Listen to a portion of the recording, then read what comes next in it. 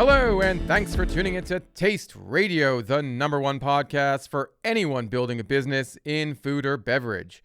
I'm Ray Latif, the editor and producer of Taste Radio, and with my co-hosts for this episode, John Craven, Jacqui Brugliera, and Mike Schneider.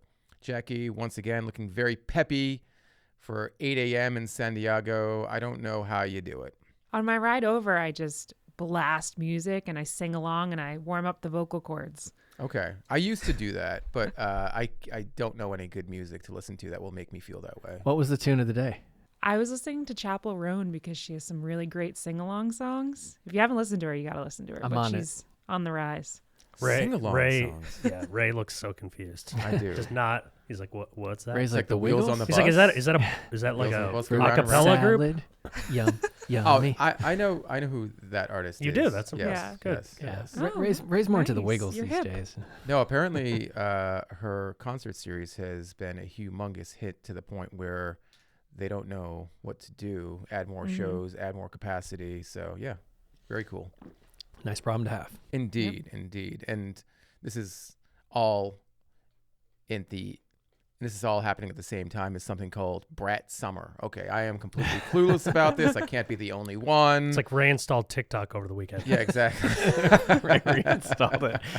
He called to ask how to where the disc was for it. But that's good. Exactly. Yeah. Floppy disk. How do you 5 1/4. how do you put this into your car tape Yes. deck? Yes. No, Brat Summer. Does anyone know what this means? Is it already over? Did I miss it?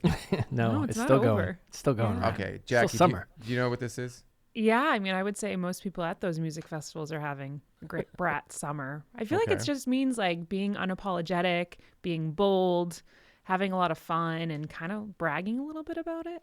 Like Megan Klein at Lollapalooza. Did you see those outfits? Those were awesome. Did not see that. Yeah, she had Little Saints had a booth at Lollapalooza, and it looked like a really fun time.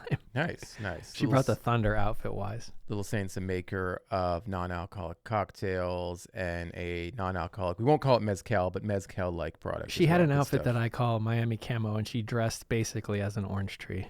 Very It cool. was pretty sweet. Well, I did mention I wanted to figure out for myself what Brat Summer was all about, and so John Craven very kindly asked ChatGPT to tell me. He said in the screenshot, "Thank you very much for this. Please explain Brat Summer to a boomer." I ain't no boomer, man. I'm like, come on, this is crazy now. Okay. You know, it's like some people are like, my biological age is like, I don't know, 25 when they're in their 40s. Okay. Oh my God. You know. Well, what's funny is the question is, Okay, please boomer. explain Brat Summer to a boomer, and then ChatGPT starts with "sure!" exclamation point. So it's just like very cheerful about responding to this question. And It there was are waiting for it all morning. It's ready there to are four topics or four answers here with an explanation past each one. A youthful rebellion, pop culture influence, social media, celebration of fun and freedom. So I guess this is all attached to Brat Summer. But anyway, thank you, Jacqui, for not judging me. Ray, would you say you're having a brat summer? I don't think I could say that. I mean, for me, every summer is a Brat Summer. I call it the summer of Ray. Since 2006. The next thing. You're being pretty bratty about Brad Summer Yes. right now. So Since I'd say you 2006, when I was 16 years old, I've been having the summer of Ray, and it's been wonderful. Yes.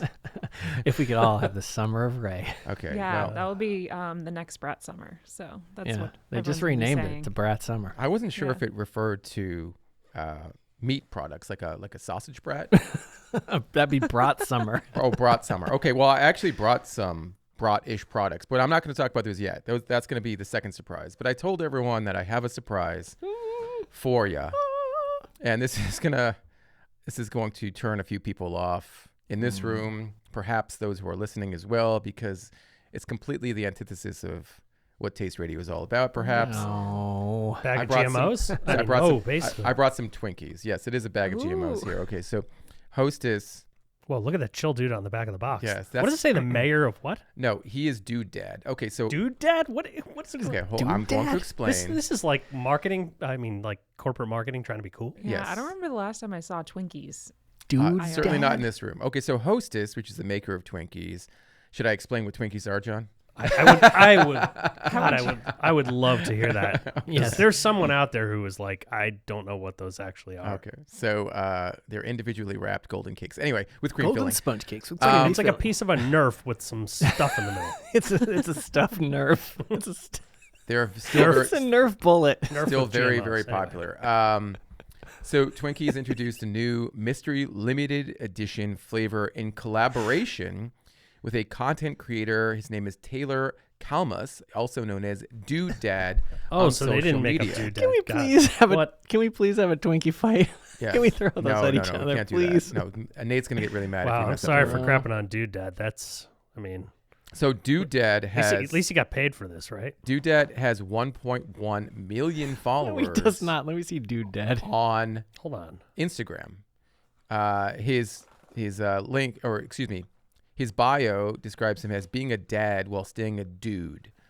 Hashtag what Dude does Dad. that even I don't mean? know what that means, actually. I want to see how many followers Is he he has. older? Like, is he an older influencer? No, An he's older not. dad? I mean, he's a dad. He can't be that. I already took one. You just come on. I want to have a fight. No. No. Stop throwing these around, please. They are Nerf. Okay. Oh, the mystery flavor. So on his YouTube description, it says Taylor Kalmus is a Colorado-based video creator with the help of his wife and two best friends, Burke and DJ. He makes sketches, DIY, and vlog videos about his family life. He also stars in Magnolia Network's Super Dad, in which he helps other dads make their kids' backyard dreams a reality. So that's Dude Dad for you. So Hostess partnered with him because they felt like a collaboration was a perfect match. I am curious. This smells like Fruit Loops. I don't know if I can take a bite of Have that. they Okay.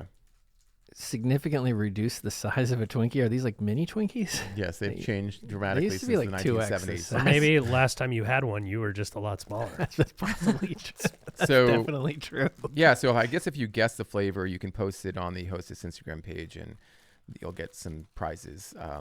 There's got to be some colorful comments. I am gonna smell this first and then try it. Do it. Fruit Loops is not what this is. Oh, Ray. It smells like strawberry. The guy doesn't eat anything, Strawberry? and this is the thing he chooses I'm not to going eat. to. Well, I don't know. They were very kind in You sending gotta this to me. try So. All right. Okay. It smells like strawberries or raspberry. Okay. Okay. I think raspberry. 9 grams of fat, 35 milligrams of cholesterol, 370 milligrams of sodium, I'm going with raspberry. 47 grams Raspberry. total So that's carbohydrates. Raspberry is their mystery Wait, flavor. there's Like- protein in Twinkies? It's very strawberry raspberry-ish. They must have a fun name or something to make it spicier. Rizzberry for the kids. You know? Raspberry. Well done, There we Ray. go. Hey, Yeah. Ray knows a Gen Alpha term. I'm sure that's TM'd somewhere. Too. You know, Rizzberry. if you read the most recent edition of the Taste Radio newsletter, you would know I talk quite a bit about Gen Alpha I know terms you do, actually right? in that. If you want to sign up for the Taste Radio newsletter, and you should, become a VIP. Just head to tasteradio.com/VIP to sign up. Not just the newsletter. You get all kinds of fun things coming your way. Ray might send you a Twinkie. We'll I pelt will- you with Twinkies. If someone really Someone- stop if- throwing those, If please. someone requests a Twinkie, I think we should save these and we'll send Yes, them a Twinkie. we should. Yeah, okay. we have. How many do we have left? I Like mean, 6 or 7. they never expire, right? Yes, They that's never true. expire. Let's put these back in the box. Is it, The I Earth can- could be Can I nuked keep and these these to would be pelt okay. various people No, in the office? no. No. Are you I sure? opened this one. All Please right, put here. these back in the box. All right. What's in the box? It was fun to throw them at you guys. Yeah. Okay, so that was my surprise number one. All right. Well, But that we're was an gonna interesting move on from surprise. that because I don't think we can spend more than a few minutes. I don't chatting understand about why Twinkies. limited edition has a question mark on it, but okay. It's because of the mystery flavor, which you said is Rizzberry. I think it's Rizzberry. Okay. Yeah. Okay. Yeah. But that's just me. Every Twinkie has a lot of mystery inside, which I didn't understand why this one needed a question mark. Fair enough. Fair enough. Okay. In slightly more relevant news to the Nosh listening audience, I saw a story today penned by our colleagues Shauna Golden and Adrian DeLuca. The title is Akua shuts down, citing manufacturing catastrophes in decline of plant-based movements. Akua was a maker of kelp-based burgers. And their founder and CEO, Courtney Boyd Myers, announced on LinkedIn that the New York-based company is shutting down. And she also alleges that Akua was copied by its supply chain partner. So a lot of things went wrong here. I think, however, the thing that probably went most wrong for the company was calling their product a kelp burger. I don't think I or anyone else was ever enticed to eat a kelp burger. Maybe that was the problem, John Graven? I mean, people do like kelp, though. It's a known good for you ingredient. I think what's the word I'm looking for? Superfood? Not superfood. I was going to say, I mean, they're basically just, pulling it out of the ocean. It's like unprocessed. Yeah. Kelp is great. So, but as a burger? I don't know. But I mean, at least it tells you what it is and sort of tells you it's not like some funny ingredients, right? Yeah, I think like focusing specifically on it as an ingredient could have maybe had some issues. Like I know in the vegan and vegetarian community, it's an important source of like iodine and vitamin B12 that you usually get from meat products. So a lot of people in those communities eat kelp and seaweed, but for mainstream consumers, they might not understand the health benefits of kelp. And they might also deter them because they might think that it tastes very fishy or, might be off-putting. It contains 20 vitamins, 16 amino acids, 6 minerals, and 11 micronutrients, making it a superfood. That's all well and good, and I appreciate the fact that kelp is a superfood. Mm-hmm. But a burger, that was your point. It's a great point. I also think it's a little bit of maybe a cop-out to say a decrease in the plant-based trend where, yes, there's a decrease in the use of the word plant-based. Everybody's really tired of hearing plant-based, plant-based, plant-based, plant-based, but people are still eating plants. let's be really, really frank about this, because if you want to be a mainstream brand, kelp, I don't think is going to be the ingredient that gets you there. I just don't see a real runway for it in that as a hero ingredient. Exactly. Mm-hmm. I mean, yes, there are some really interesting kelp-based products at Whole Foods, at Sprouts, at whatnot. But if you want to be in Costco, if you want to be in Walmart, if you want to be in Target, that's not going to get you there. Actual Veggies, on the other hand, the brand Actual Veggies, a maker of whole food ingredient burgers, all vegetables. Their black bean veggie burger is very, very delicious. And they are everywhere now, seemingly everywhere. And everyone knows what a veggie burger is. I mean, we've been growing up on veggie burgers for 30 years. So it's not a hard leap to go from, oh, I know what this is, to let me try this and see if it's actually better than what I've tried in the past. Whereas a kelp burger, you have to make that leap of faith. And Actual Veggies has a phenomenal differentiator, which is this is actually made out of vegetables. I mean, it explains itself. Right. And people, there for you. People know what a sweet potato is. People know what a black bean is. People know what mushrooms are. People know what roots are for the most part. I mean, I think kelp, you don't know what the flavor is going to be. You don't know what it does for you. Oh, is it going to be a slimy burger? So, yes, all these things may have happened where they had manufacturing challenges. Yes, maybe people are becoming more confused about what plant-based foods are all about because there's been a lot of confusion just in that space. You know, is it good for me? Is it not good for me? Is it an Impossible Burger the same thing as a kelp burger? Is it heavily processed? So on and so forth. But at the core of this discussion, at the core of, I think the core problem was calling yourself a kelp burger.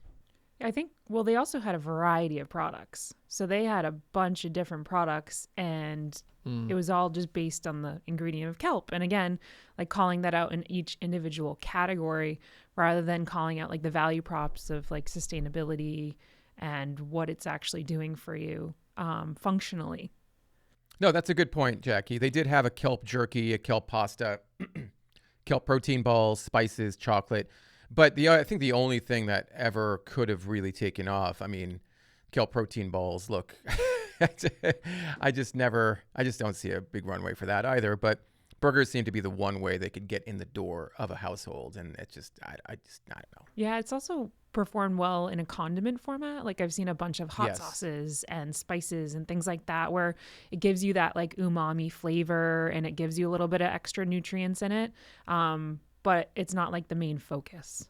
What you were talking about, Ray, you're talking about mainstream America doesn't understand how to eat kelp, and having kelp as the hero probably was the thing that really turned people off or didn't make Akua into the sustainable idea that it could have been. Clearly, it sounds like I'm dumping on Akua, and I feel bad about that. So let me first apologize to the founders of Akua and anyone who worked with the company. Anytime a company goes under, it's not a good thing. Right. So, but I do want to say that in all these conversations that I've had with entrepreneurs over the years, the one thing that typically rises to the top in terms of success is simplicity. Keep it simple. Keep it easily understood. Make it such that someone doesn't have to be educated to a certain point, such that they have to buy a product, right? Like there has to be a point of reference. In this case, like we're talking about burgers, but again, it's a large leap, I think, for the average person to go from burger to veggie burger to kelp burger. A brand that I think does a good job in like the seaweed space is like Seacherones. Like it's very playful, it's very direct, like pointed. This is kind of like a chicharrone. There's some sea element to it, but it's not like super focused on the ingredient. And I'm sure the founders of Akua at some point were sitting around going, kelp, simple, it's super. This is going to go, this is going to go places. And, maybe they went a little bit too wide on it, or just, like you said, Ray, positioning as a burger, things of that nature that just didn't go the way they wanted it to. And it is a shame because it kelp does have those benefits, and people should eat more kelp. For sure. I think also, sometimes like just having a lot of products too, like one of these, if it were the only thing that you focused on, it might have had a better chance for success, and I think, that's something that I guess another company that was sort of this week trying to keep it simple and focus in is Eat the Change, who, they make fruit snacks as well as just iced tea. They're getting rid of their food products and going all in on just iced tea. And, I think that's one of those things where sometimes what you start out with and the products that you kind of end up in, the actual opportunity might not lie in the thing that was the impetus for the, company's founding, right? Right. Mm-hmm. And I'm sure there's a lot of great lessons learned from Akua that the founders will bring to either another company or their next startup. Well, perhaps we can get the founder of Akua on the show if she doesn't hate me right now. Courtney, my apologies for being such a hater. But I'd love to hear from her. Yeah, I'd love to hear from you as well. So, but she's probably going to be like, go F yourself, right? Anyway. That's kind of what I'm like. Yeah, we're all. You gave us those Twinkies. Courtney, we're like that too, all the time. Yeah. So as I'm saying that, John is going to pop some champagne here. Like I'm thirsty. He's not popping It's champagne. not champagne. He has some non-alcoholic wine that was sent to us, I believe, by the Zero Proof folks. Yes? No. No, okay. But this is a brand called Oddbird. It is champagne. It's a Oddbird. non-alcoholic champagne. It's a Blanc de Blanc. There's some trying to keep you in suspense. I didn't mean to show you the label. There's but some cans of Tempranillo in the fridge that are pretty outstanding. Tempranillo. Yeah. Tempranillo. Oddbird has a bunch of different. They have some 750 milliliters like this, and some single serve 12-ounce cans maybe. Ah, yeah. well, So, sure. It's beautiful. try this Beautiful label. There you go. Very tasty. I mean, Tastes like a sparkling apple It's pretty cider. close, yeah. More than it does a Blanc de Blanc, a typical Blanc de Blanc, but it's got some good sour notes to it. As far as non-alcoholic wine, we've talked about this. The sparkling stuff always rises to the top for non-alc wine, that is. yeah, that's tasty. Yeah. And definitely like the branding of it Tempranillo. too. The Tempranillo also sparkling. It's Yeah. more like a Lambrusco. I like the liberated from alcohol tagline on it. It's not screaming non-alcoholic. So It's a rescue mission. Yeah, I love it. Liberated. Love liberated. Just like me, liberated. Fought off all that bad alcohol. It's kind of like the Ghia tagline. They don't say under the influence, they say over the influence. Ooh, You like that? Over the influence of Yeah. alcohol. That is a great tagline. Sounds like the tagline for Four Loko, but hey. Oh, Yeah. Okay, so everyone here is a fan of the brand Snoods, which is a Mhm. maker of pasta-based snacks. Their snacks are made from pasta. that brand came up 3 times in separate conversations this week alone. Nice. And we've talked about snoods on the podcast. They've joined us in a past episode of our Elevator Talk series, in which we highlight early stage and disruptive brands from across the food and beverage industry. You want to take part, head to BevNet or nosh.com to find out more. Elevator Talk is the name of the show. Tantos is the name of this brand I have in my hand. They're a maker of puffed pasta chips. There are 4 varieties, including their marinara, Got a lasagna in there, maybe? their pesto, their classico, and their cacio e pepe. Cacio e pepe, I think, is the one I probably don't need to try. But the marinara one looks really interesting. So much yes. Why so much yes? Well, yes to basil and parm, crispy and puffed. I mean, it's a really appetizing looking package. I love the way they've got the chips piled up on the front. It's pretty clear to see what the flavor is. The flavor cues are really great on this. Yeah, interesting packaging. I like it. What did you open up there, Ray? I didn't open it. John opened up the marinara. Okay. Open up the cacio pepe, too. Nice. They're really good. They're puffed. They're puffed. It's, Yeah. This is less obvious that it's pasta. Yeah, well, this is interesting because after Snooze, this is the second product I've seen in the market that's doing a pasta-based snack. And then a few episodes back, we had a brand that marketed Penne straws. I forget the name of the company. I think the name of the company was Vintage Italia. And their Penne straws were part of this whole very, very nascent, tiny, extremely tiny new category of pasta-based snacks. Interesting stuff. This marinara takes me back to this pizza shop that I used to love when I was a kid, and I don't know why I just got that flavor when I tasted this, and that's really awesome. I love when a snack does that, and thanks, Tantos. Yeah. That's the marinara. You want to try the pesto? Yeah. What else have you opened over there, John? All of them. All of them. Do you All want? right, send some over here. Okay, I'll give you the cacio pepe. Yeah, so the CEO of Tantos is going to be joining us for an upcoming episode of Elevator Talk. And the founder of this company is a man named Joe Sasto. He's a chef, and he has competed on Bravo's Top Chef, along with other Food Network shows. So interesting stuff. I'm excited to learn more about this brand. Pretty tasty. For sure. Jacqui, you got anything crunchy over there that you want to crunch into your microphone and drive our listeners crazy like we are? I don't think I have anything for ASMR. Like, Okay. I have some cans that I could open, and maybe sprinkle on something, some Okay. sauce that could, slop around. But Slop around. Oh, geez. but I have Loisa, which is a line of Latin spices and sofrito, and I was actually using the sofrito on like everything all day yesterday.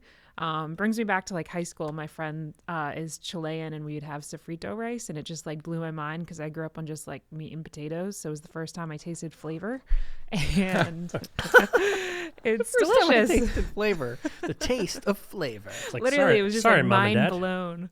Oh yeah, they wouldn't even be offended. They know.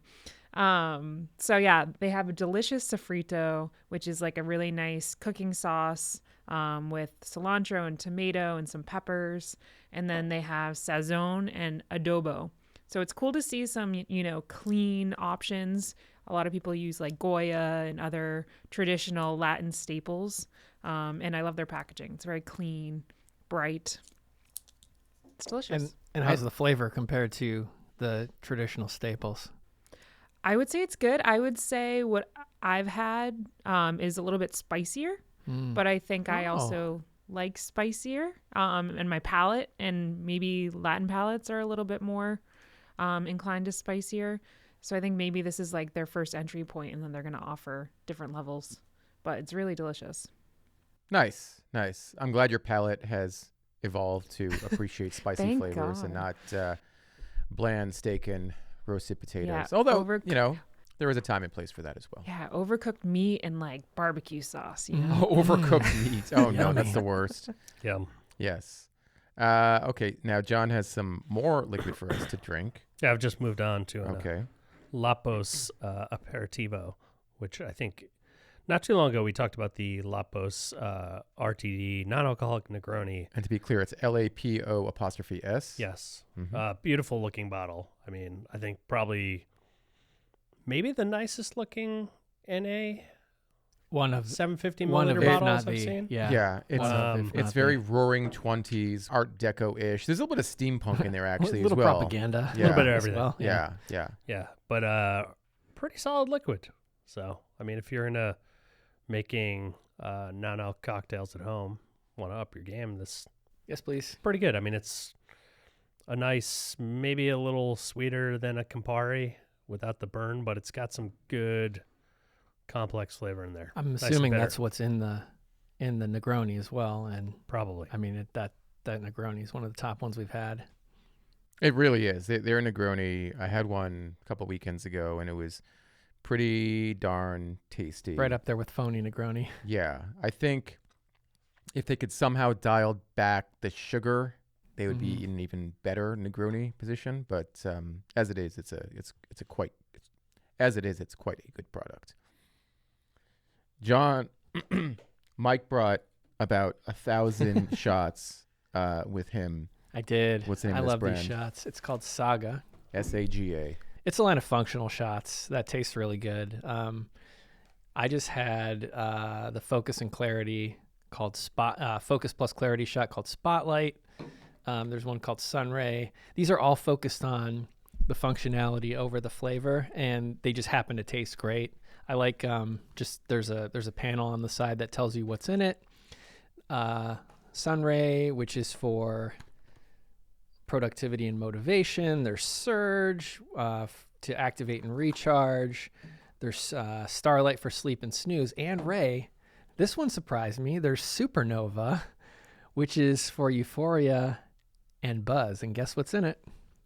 THC? A little THC. Yeah. A little THC, some Well, CBD and some Delta 8 THC. I was surprised because I saw some of these shots in the danger fridge. well, not in the non-danger Yeah. fridge. And I saw John in the hallway, and I said, "Get these out of the fridge. Someone's gonna get high during the day." Because Yeah.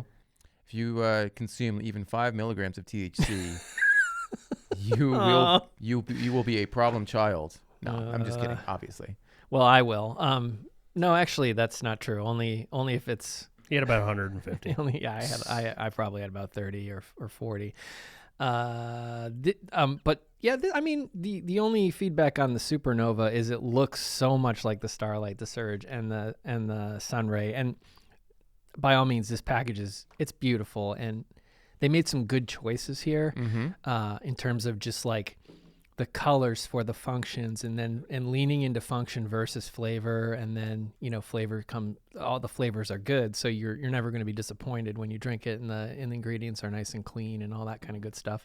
The only thing I'd say here is that THC should probably be a little more apparent, the amount that you're getting here, but other than that, I can't wait to try this. Yeah, the back of the bottle, the font is extremely small. For an old man like me. Very difficult to read. I don't think even for an old man, I for anyone really. No, just when I have my contacts in, it becomes a little difficult. But the ingredient label, it's kind of hard to read. Everything else is like sort of easy if you look really Right. closely. But It's nice full looking of good bottle. stuff, though. Things you like, things Jacqui likes. I know there's mushrooms everywhere in these.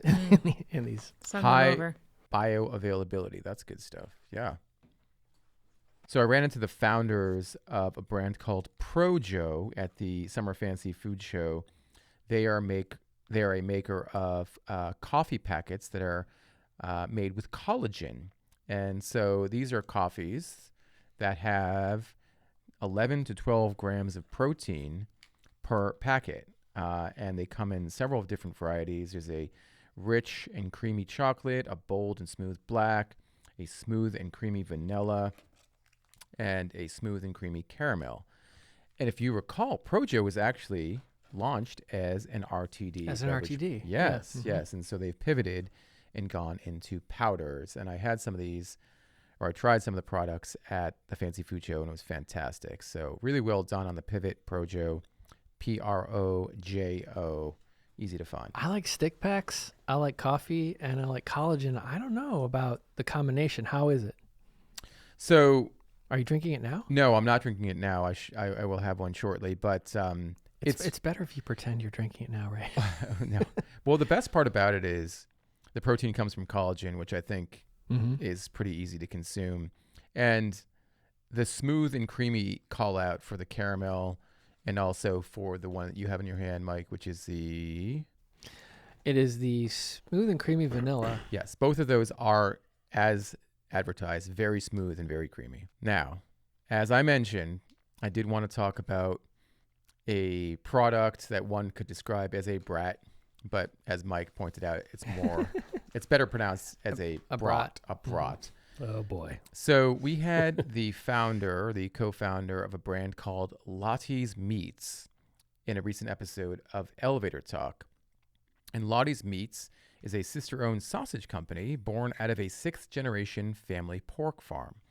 And they make clean ingredient, high-quality meats, including their signature product, which is called the Lottie, which is a chef-crafted smoked sausage made with pork, nutmeg, paprika, and coriander. Has 13 grams of protein per serving and is, as I mentioned, all natural. It looks amazing. I love that the packaging is pretty straightforward, pretty minimalist, and just kind of tells you what it is. You can see the product, obviously. And it's not too often when you come across a artisanal, better for you meat brand.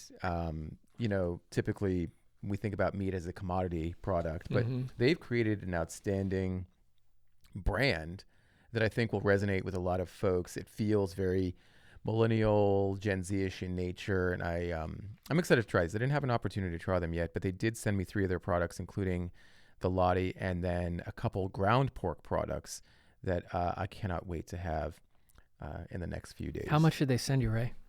They sent me 1 Lottie and then 2 ground pork products. That's a Lottie. That's well played. Well played. Do dad over here. Coming full circle. All right. Update on the Projo. One of these is Jacqui friendly because it is marine collagen and no whole milk powder. So the black. Okay. The black bold still and has smooth collagen. black. Yeah, it has marine collagen. Yes. 11 grams. There you go. And once again, shout out to Cassie Mashoff, one of the co-founders of Lottie's Meats. Really appreciate you sending some product I'm not sharing. Thanks a Lottie.